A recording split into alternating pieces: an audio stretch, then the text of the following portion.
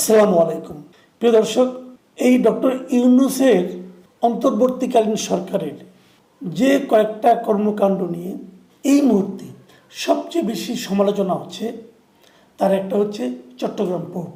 চট্টগ্রাম পোর্টের একটা টার্মিনাল, মানে সবচেয়ে আধুনিক যে টার্মিনালটা, যেটাকে নিউ মেরিন টার্মিনাল বলা হয়, সেই টার্মিনালটা বিদেশি একটা কোম্পানির কাছে লিজ দেওয়ার যে আলোচনাটা চলছে এবং বলা যায় এটা মোটামুটি চূড়ান্ত পর্যায়ে চলে যাচ্ছে ধীরে ধীরে, সম্ভবত সেপ্টেম্বর নাগাদ কিছু একটা হয়ে যাবে, সেটা নিয়ে কিন্তু বেশ সমালোচনা হচ্ছে, বেশ বাদ প্রতিবাদ হচ্ছে।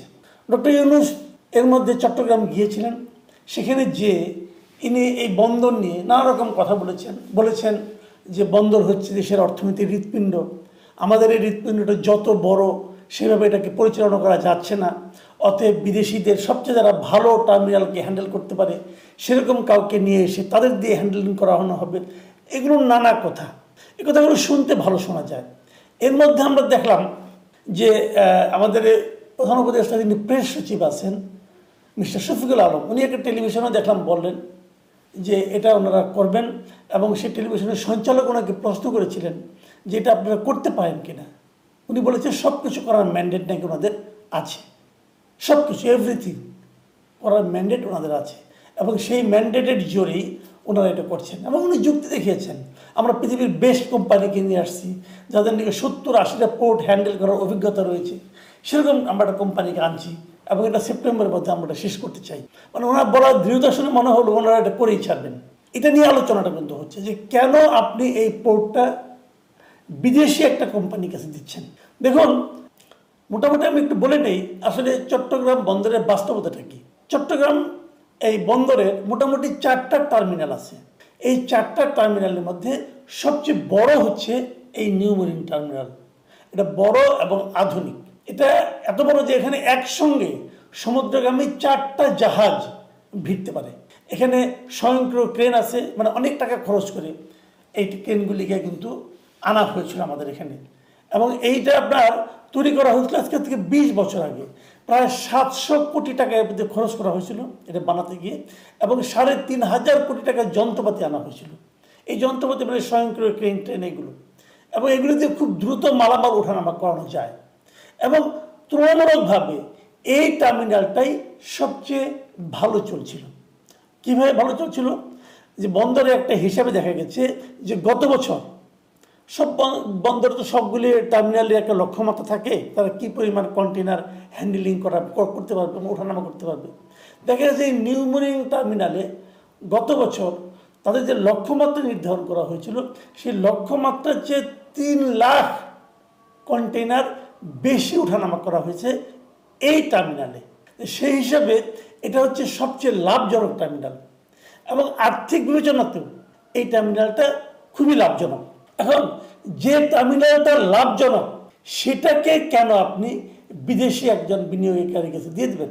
ডক্টর ইউনূস বলেছেন যে তারা বিদেশি বিনিয়োগকারীর কাছে দিবেন, তারা এখানে ইনভেস্ট করবে, ইনভেস্ট করার পর এটাকে আরও আধুনিক করবে, করে তারপর একটা সার্টেন টাইম পর্যন্ত, ধরা যাক 15 বছর 20 বছর তারা সেটা পরিচালনা করবে, করে তাদের বিনিয়োগটা তুলে নেবে, তারপর তারা সেটা আবার আমাদের বন্দরের কাছে দিয়ে যাবে। কিন্তু তারা এখনো স্পষ্ট করেনি তারা কোন খাতে কত বিনিয়োগ করবে। আসলে যাদের এই টার্মিনাল সম্পর্কে ধারণা আছে তারা অনেকেই বলবেন আসলে না, এই টার্মিনালে নতুন করে বিনিয়োগ করারও কিছু নাই, কারণ এটা একটা পরিপূর্ণ টার্মিনাল। মোটামুটি এখানে যা যা থাকা লাগে একটা টার্মিনালে সব এখানে আছে, তাহলে এখানে নতুন করে কে বিনিয়োগ করবে? আবার এটার এক পাশে কিন্তু আছে নৌঘাটি, আমাদের নৌবাহিনীর ঘাঁটি। নৌঘাঁটি থাকার কারণে এটাতে ওদিক দিয়ে সম্প্রসারণ করবে সেটাও কিন্তু পারবে না। মানে অনেক এক্সপার্ট যারা আছেন, যারা পোর্ট বুঝেন ভালো, তাদের অনেকে বলছিলেন যে তারা যদি করতেই চায়, আমাদের তাও টার্মিনাল আছে, একটা বে টার্মিনাল আছে, একটা লালদিয়ার চরে টার্মিনাল আছে, সেগুলোতে তারা ইনভেস্ট করতে পারে। কিন্তু সেগুলোতে ইনভেস্ট করার অনেক সুযোগ সুবিধা আছে, সেখানে করুক, ইনভেস্ট করুক, ওটাকে আধুনিক করে বানায় তারপরে চালায় এনে পরে এক পর্যায়ে আমাদের কাছে দিয়ে যাক। কিন্তু যেখানে অলরেডি আমরা ইনভেস্ট করে ফেলেছি, মানে 4000 কোটি টাকা করে বেশি ইনভেস্টমেন্ট এখানে হয়ে গেছে অলরেডি, সেইটা তো সেই সময় 20 বছর আগের কথা বলছি, এর মধ্যে তো অর্থের মূল্যমান ধরলে আরও অনেক বেড়ে যাবে। যেখানে আমরা এত টাকা ইনভেস্ট করে ফেলেছি সেইটাকে কেন অন্যদের কাছে দিয়ে দেওয়া হবে? ওখানে তারা কি নতুন করে ইনভেস্ট করবে? যে কারণে আমরা আগেও বলেছি কিন্তু যে টার্মিনালের কাজ আমরা শুরু করতে পারিনি, আপনি সেখানে যান। আপনার নিশ্চয়ই মনে আছে, আমরা কিন্তু এরকম পতেঙ্গার যে টার্মিনালটা আছে তার দায়িত্ব কিন্তু সৌদি আরবের কাছে দেওয়া হয়েছিল, তারা করেছে, ওটা নিয়ে কোনো প্রশ্ন ওঠেনি। কিন্তু এখন তারা প্রশ্নটা তুলছে এই কারণে যে আমাদের একটা ইতিমধ্যে তৈরি থাকা ভালোভাবে কাজ করতেছে এমন একটা টার্মিনালকে কেন বিদেশি একটা কোম্পানির কাছে দেওয়া হচ্ছে? এই প্রশ্নের কোনো জবাব কেউ দিচ্ছে না। এবং তারা তাদেরকে প্রশ্ন করে, তারা বলে তারা নাকি এটা করতে পারে, তাদের নাকি সে ম্যান্ডেট আছে। একটা সরকার, অন্তর্বর্তীকালীন সরকার, এদের প্রধান দায়িত্ব হলো একটা নির্বাচন অনুষ্ঠান করা এবং নির্বাচনের মাধ্যমে একটা গণতান্ত্রিক জনগণের ভোটে নির্বাচিত একটা সরকারের কাছে দায়িত্ব হস্তান্তর করা। তারা বলছে তাদের নাকি এগুলি করার অধিকার আছে এবং এগুলো নাকি সংস্কারের মধ্যে পড়ে। তারা বলছে তাদের ম্যান্ডেটটা হলো সংস্কারের, কাজে সংস্কারের মধ্যে সব কিছুই পড়ে।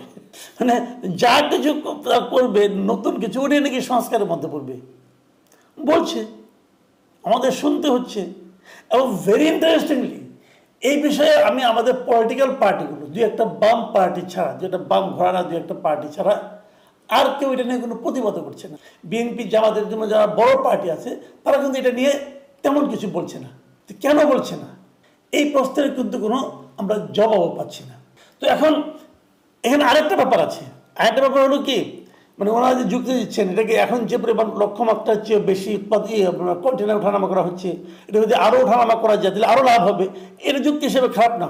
কিন্তু তারপরে প্রশ্ন হলো, আপনি যে এত এত কন্টেনার ওঠানামা করাবেন, সেই কন্টেনারগুলো নামানোর পরে আপনি নিবেন কোথায়? আপনি কোথায় এগুলি দিয়ে আপনি কোথায় নিয়ে ডাম্প করবেন? আমাদের কি সেরকম কানেক্টিভিটি তৈরি করা আছে? আমি একটা আপনাকে আমাদের এখানে কীভাবে কাজটা হয় তার একটা এক্সাম্পল আপনাদেরকে আমরা দিচ্ছি।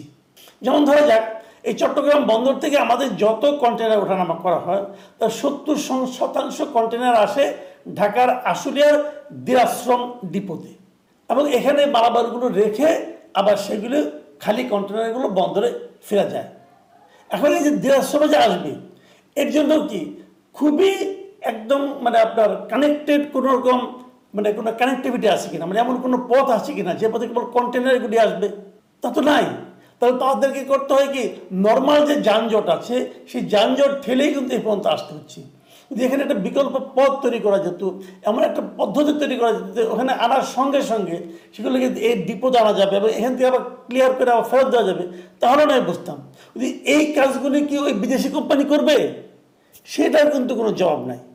আসলে যেটা হবে যে আপনি সমস্ত রান্নাবান্না করে রাখছেন, টেবিলও সাজিয়ে রাখছেন, ওনারা খেলে আসবেন আর খাবেন, হিসাবটা এরকম। কিন্তু এটা হচ্ছে কেন, কি স্বার্থে? এখানে হলো একটা বেসিক কোশ্চেন।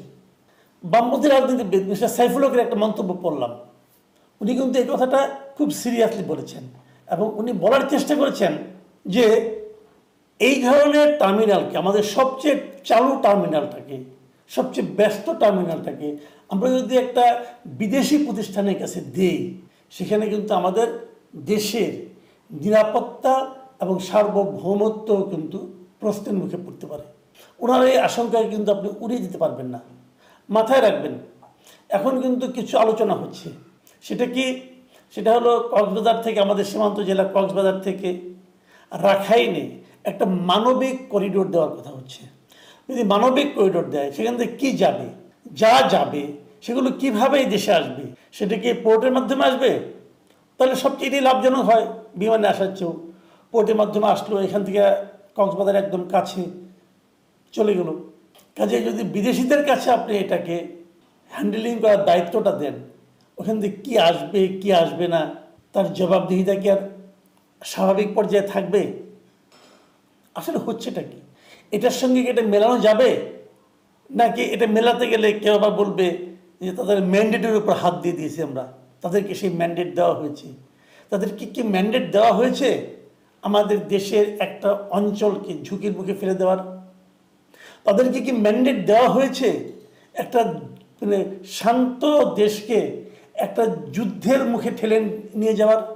তারা অবশ্য বলছে যে এটা করলে পরে পরবর্তী সময়ে আমরা রাখাইন রাজ্যের সঙ্গে, আরাকান আর্মির সঙ্গে একটা আলোচনার মাধ্যমে আমাদের এখানে থাকা রোহিঙ্গাদের ফেরত পাঠাতে পারবো, সেটাও কি সম্ভব হবে? কোনো গ্যারান্টি আছে? যদি না হয় তাহলে আমরা কেন সেই ঝুঁকিতে যাচ্ছি?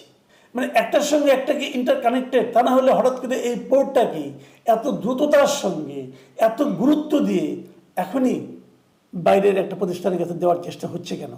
এই সবগুলোকে মিলিয়ে ভাবতে হবে। প্রিয় দর্শক, আমি কথাগুলি বললাম, আপনারা ভাবুন। এখন এ পর্যন্তই। আল্লাহ হাফেজ।